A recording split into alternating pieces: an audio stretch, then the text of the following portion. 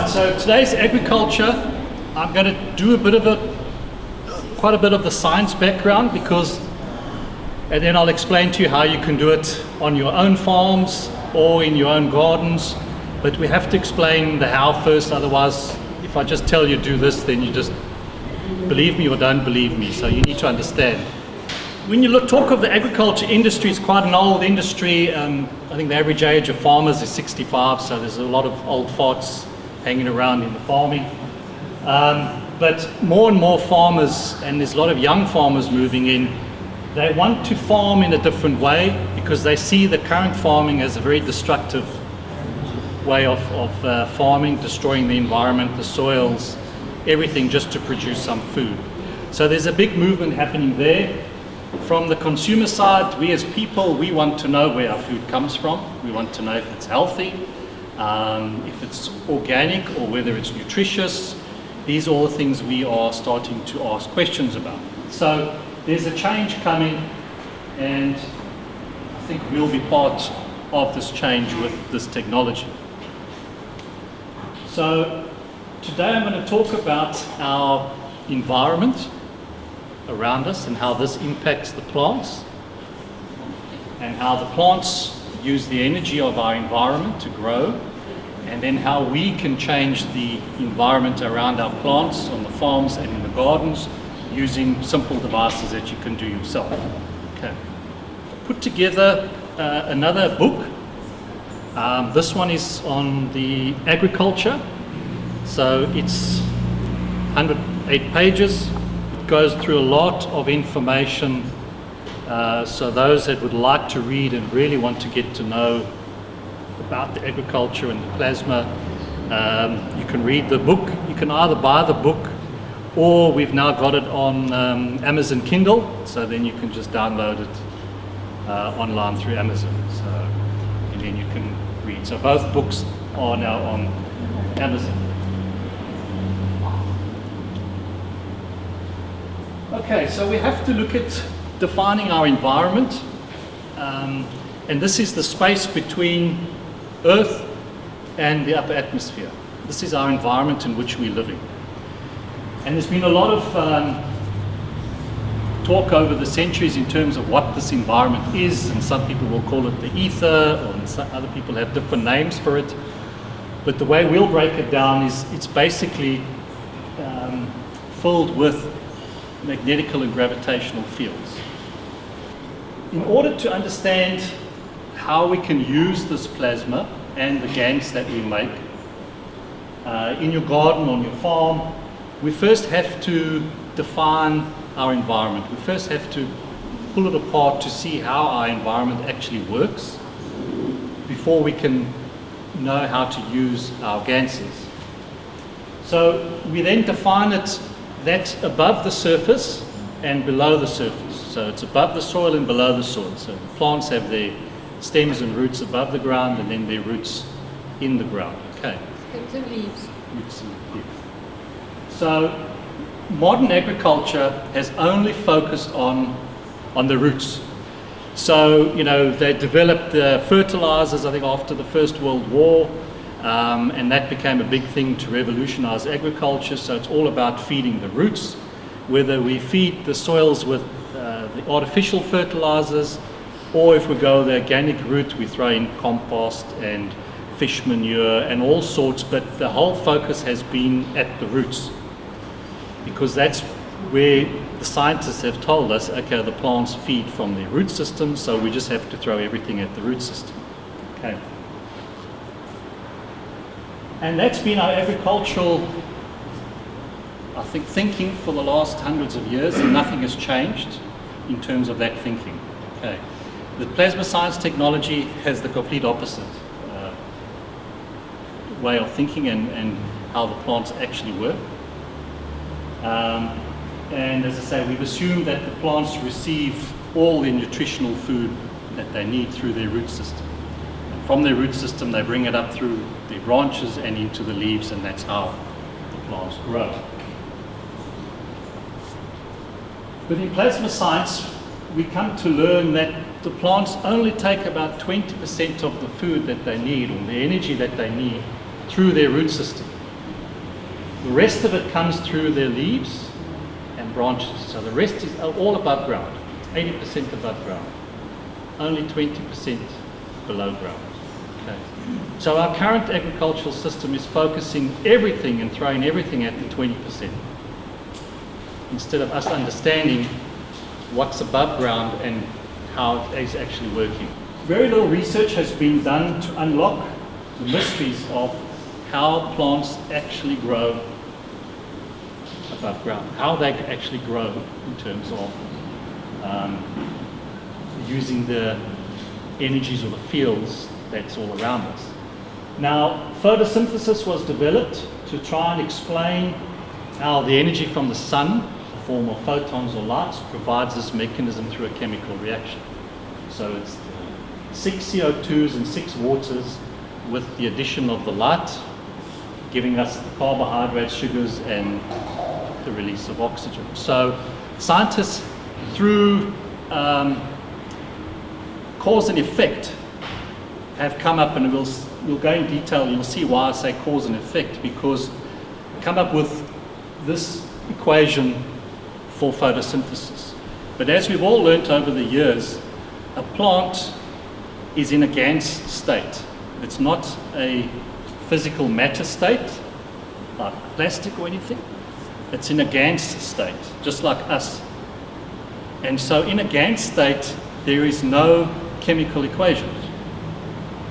Chemical equations and reactions only occur in the matter state, not in our body or in the plants. So this equation of photosynthesis then does not happen in plants.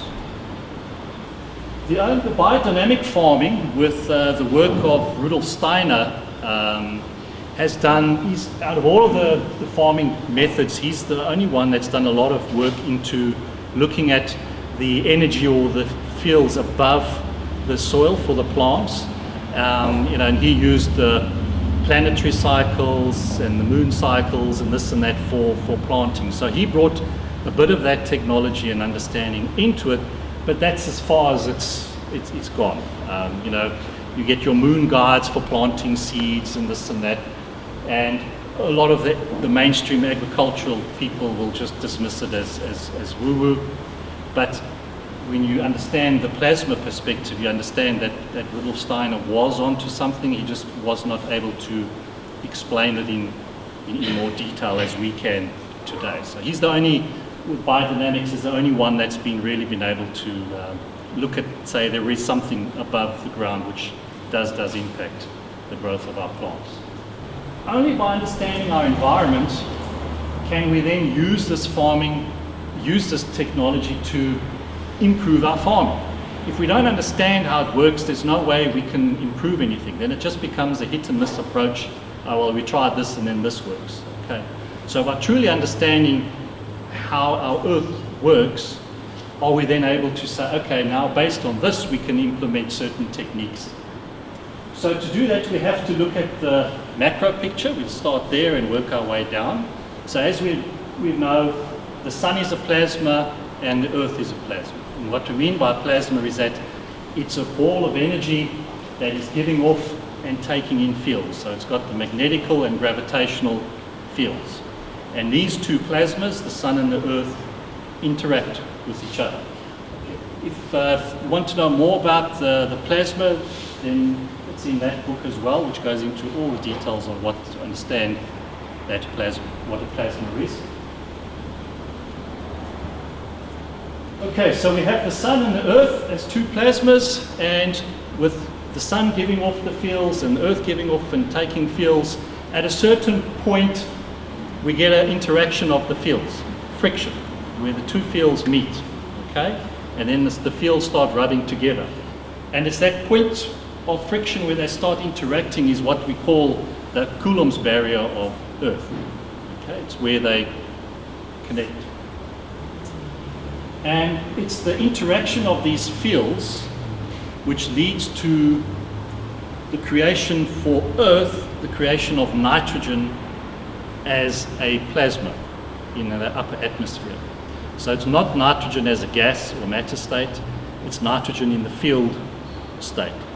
Okay, so it's a magnetic gravitational field of nitrogen. Okay, and this is purely because of the distance between Earth and the Sun. At that distance and position between the two, Earth will lead to the creation of the nitrogen. Any other planet, the further away they are from the Sun, you'll see that most of those planets are hydrogen and helium based, like Jupiter and Saturn and that. So it's just purely because of their position and distance from Earth. So their interaction are much further apart.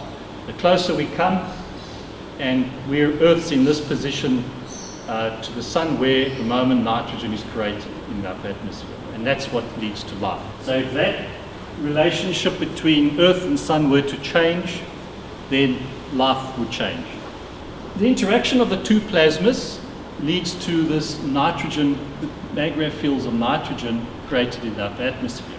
Then the nitrogen plasma interacts with other fields, because it's not just nitrogen there, there's a whole mixture of different fields that are all interacting in friction and rubbing together.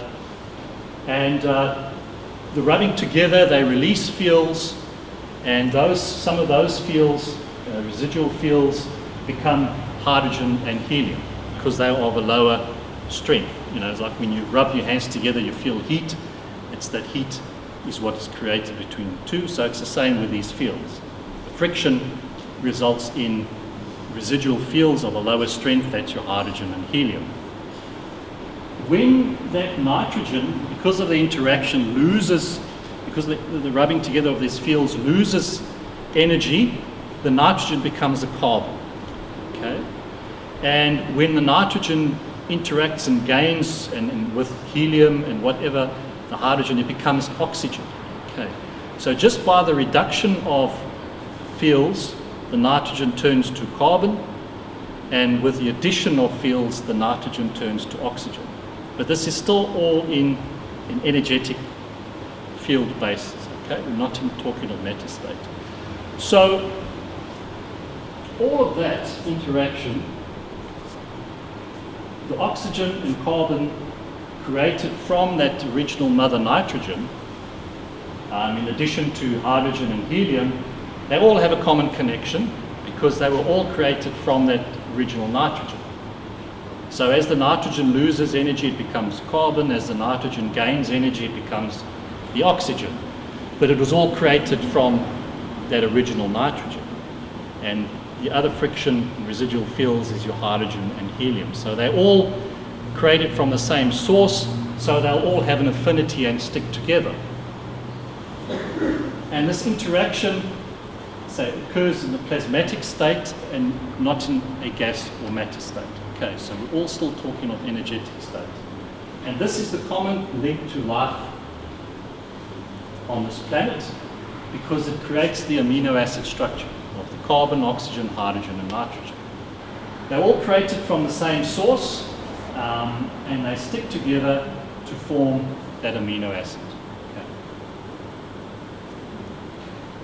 And when these fields then, because this all happens up at the top of your atmosphere, upper atmosphere, and as these fields are pulled in towards the surface of the Earth, so they start interacting with salt and water from this planet, and we start getting the creation of life. Those fields start becoming the matter state or the GAN state, and eventually can turn into the matter state. Just like when you've made your CO2 boxes, you're pulling in the carbon fields into your salt water box, and you're creating the GANs of CO2.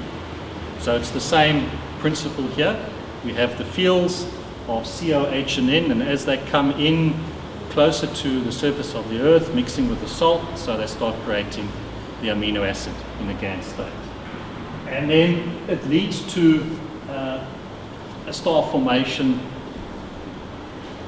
and your free plasma in the middle. So you can see you've got your carbon, oxygen, nitrogen, which forms the base of your triangle, and then you have hydrogen at the top. So that is your amino acid structure, and all those are also plasmas, the carbon, oxygen, and they're all interacting and giving off in fields to each other, but as a unit they stick together because they were all created from the nitrogen.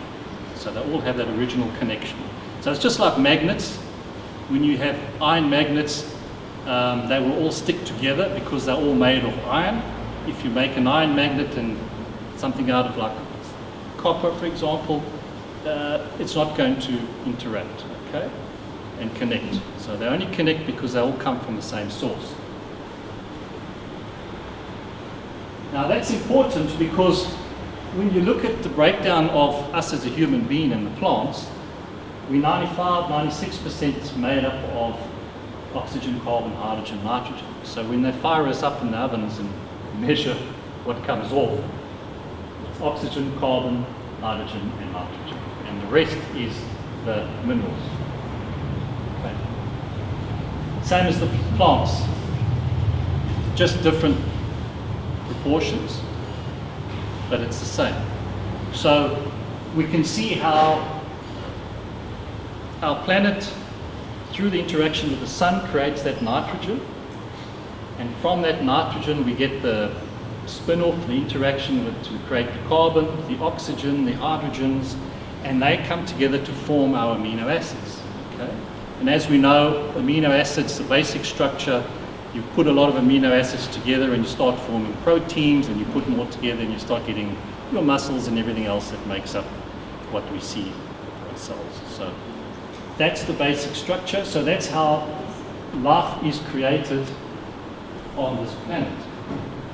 Now I'm going into this detail because we have to understand what's in our environment, enable to understand how the plants are growing.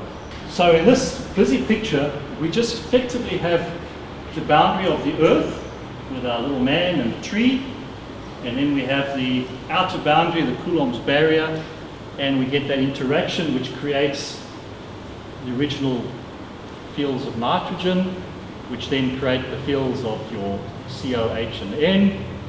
And as they come closer to Earth and start interacting with the salts and the moisture, so we start creating amino acids. Okay. Now that amino acid, when we look at the left of the picture, if that mixes with magnesium and silicon and a lot of the non-metallic softer metals, that's what we find in plants. Okay?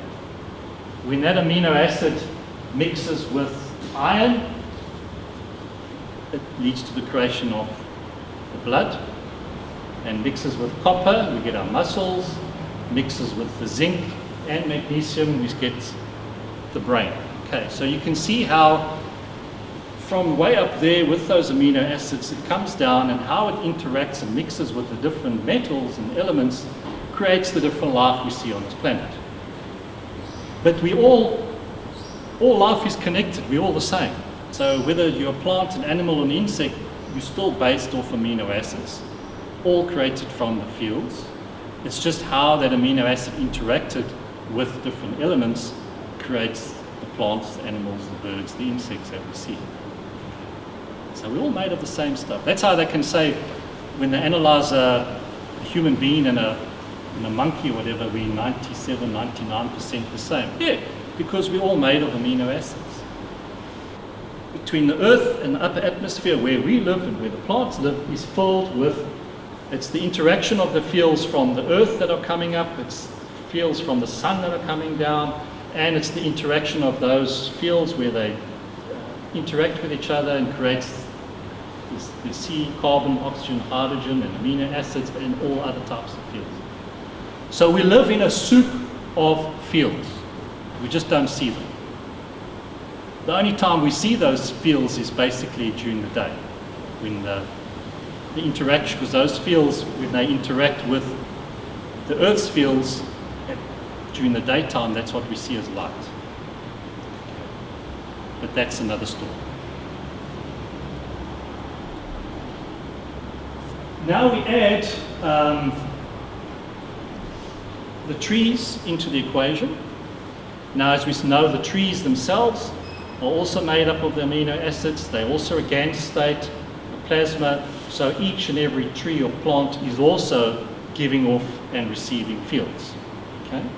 So we have this whole combination soup of interactions that are happening all the time.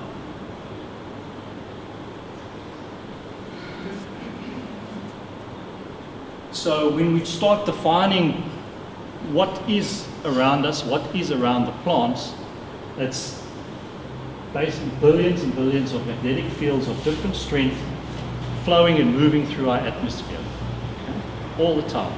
In every single point on Earth, there's fields coming and going, we just don't see them.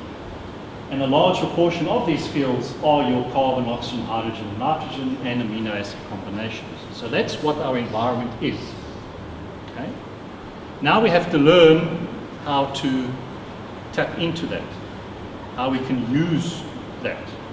And that's what the plants are doing. And that's what we as humans have not understood. Okay, so the plants are made of cohan, C-O-H and N. And the plants interact with these fields and use them to grow. Because you don't see a plant up and run, pull up its roots and run after and something else to go and find food. So how are they getting their energy? You know, I had a big question years ago as well, even before I started learning about this technology, is when you see these big massive trees that have been growing for hundreds of years, and you think, okay, so it's been sitting in that spot for 500 years, surely through its root system it's used up everything it can find in the soil. So how can that tree survive and grow just by being in that one spot all the time? You know, and it never made sense to me. Now we start to understand how it can happen. So our atmosphere or environment is then filled with these mag-grav fields. And it's the plants that have learned how to use these fields. It's a free and abundant resource that is available to all of us now that we can start understanding what is out there.